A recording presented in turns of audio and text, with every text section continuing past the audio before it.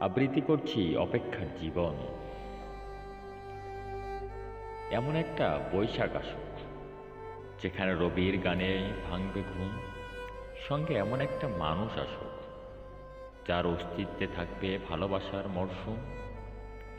এমন একটা জ্যৈষ্ঠ আসুক যেখানে প্রতিটা সন্ধ্যা হবে ভীষণ রঙিন, সঙ্গে এমন কেউ আসুক যার সুখের খোঁজে কাটবে রাত দিন। এমন একটা আশার আসুক যেখানে দুপুর গড়াবে কথায় গল্পে, সঙ্গে এমন একটা মানুষ আসুক যার দাক্ষিণ্যতায় জীবন ভরে উঠবে খুব স্বল্পে।